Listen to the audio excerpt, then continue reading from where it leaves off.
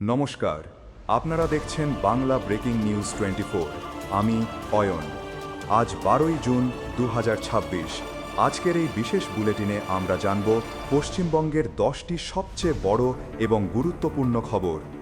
রাজনীতিতে জোর চাঞ্চল্য, নগদ টাকা উদ্ধার, সীমান্তে কড়া নজরদারি, ডিজিটাল বিধানসভা, উত্তরবঙ্গে বাজেট গুরুত্ব এবং আবহাওয়ার বড় আপডেট সবকিছুই থাকছে আজকের প্রতিবেদনে। চলুন আর দেরি না করে শুরু করা যাক। উত্তরবঙ্গকে বাজেটে বিশেষ গুরুত্ব। প্রথমেই আসি উত্তরবঙ্গের একটি গুরুত্বপূর্ণ খবরের।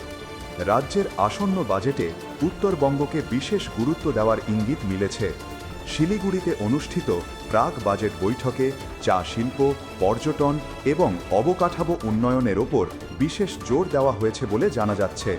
ব্যবসায়ী মহলও নিজেদের একাধিক দাবি সরকারের সামনে তুলেছে। উত্তরবঙ্গের অর্থনীতি ও কর্মসংস্থানের ক্ষেত্রে এই সিদ্ধান্ত ভবিষ্যতে বড় ভূমিকা নিতে পারে বলেই মনে করা হচ্ছে। চলুন আর দেরি না করে শুরু করা যাক। উত্তরবঙ্গকে বাজেটে বিশেষ গুরুত্ব। প্রথমেই আসি উত্তরবঙ্গের একটি গুরুত্বপূর্ণ খবরে। রাজ্যের আসন্ন বাজেটে উত্তরবঙ্গকে বিশেষ গুরুত্ব দেওয়ার ইঙ্গিত মিলেছে। শিলিগুড়িতে অনুষ্ঠিত প্রাক বাজেট বৈঠকে চা শিল্প, পর্যটন এবং অবকাঠামো উন্নয়নের ওপর বিশেষ জোর দেওয়া হয়েছে বলে জানা যাচ্ছে। ব্যবসায়ী মহলও নিজেদের একাধিক দাবি সরকারের সামনে তুলেছে। উত্তরবঙ্গের অর্থনীতি ও কর্মসংস্থানের ক্ষেত্রে এই সিদ্ধান্ত ভবিষ্যতে বড় ভূমিকা নিতে পারে বলেই মনে করা হচ্ছে। 9, বিধান ব্যবস্থায় ডিজিটাল হচ্ছে বিধানসভা। এবার আসি দ্বিতীয় খবরে। পশ্চিমবঙ্গ বিধানসভায় চালু হতে চলেছে সম্পূর্ণ ডিজিটাল বিধান ব্যবস্থা। এই নতুন ব্যবস্থায় বিল, নোটিশ, প্রশ্নোত্তর, কমিটির রিপোর্ট সহ অধিকাংশ প্রশাসনিক কাজ অনলাইন প্ল্যাটফর্মের মাধ্যমে সম্পন্ন হবে। জানা যাচ্ছে বিধায়কদের ট্যাবলেট দেওয়ার পাশাপাশি তাদের জন্য বিশেষ প্রশিক্ষণের ব্যবস্থাও করা হয়েছে। এর ফলে বিধানসভার কাজ আরও দ্রুত, আধুনিক এবং কাগজবিহীন পদ্ধতিতে এগোবে বলে আশা করা হচ্ছে। চলুন আর দেরি না করে শুরু করা যাক।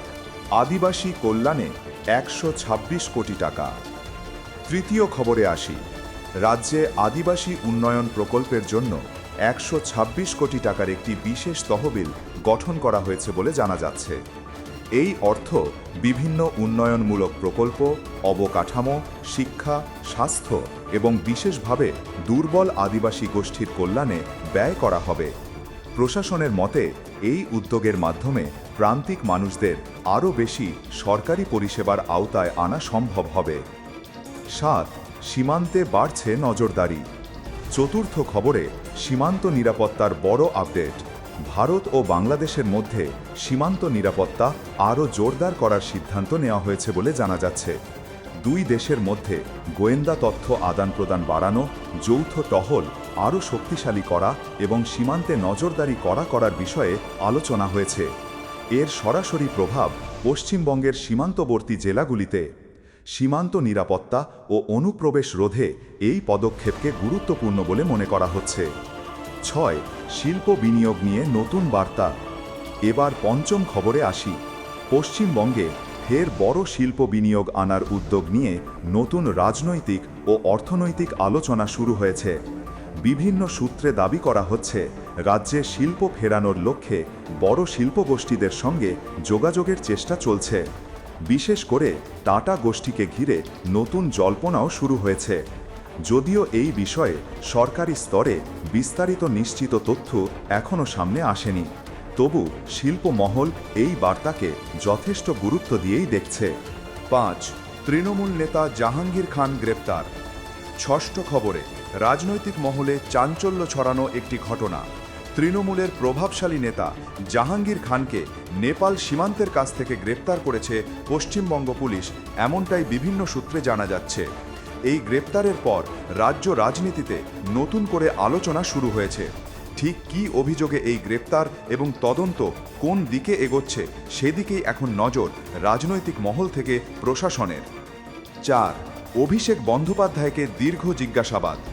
সপ্তম খবরে আসি। স্বাক্ষর জালিয়াতি মামলায় তৃণমূল নেতা অভিষেক বন্দ্যোপাধ্যায়কে দীর্ঘ সময় ধরে জিজ্ঞাসাবাদ করেছে তদন্তকারী সংস্থা, এমনটাই জানা যাচ্ছে।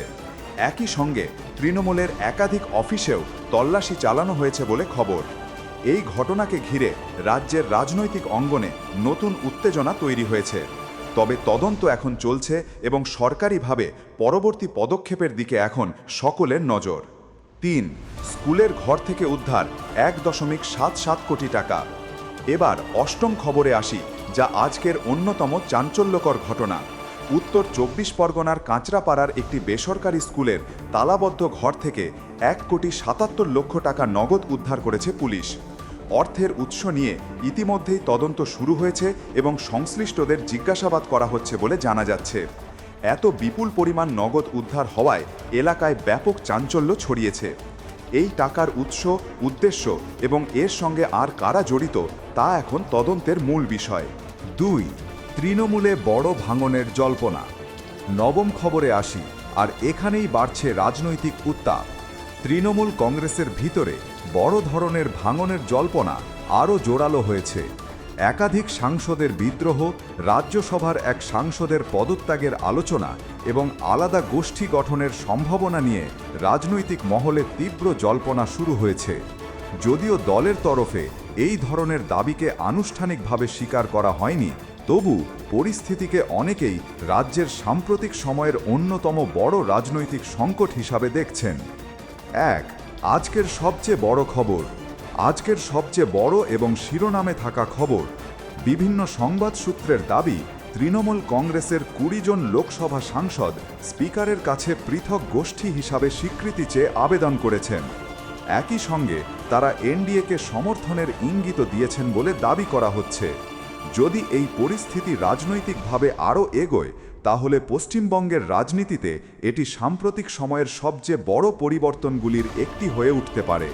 তবে এই খবরের পূর্ণ সরকারি নিশ্চিতীকরণ এবং আনুষ্ঠানিক অবস্থান সামনে আসা এখনও বাকি। আবহাওয়া আপডেট। এবার এক নজরে আবহাওয়ার খবর।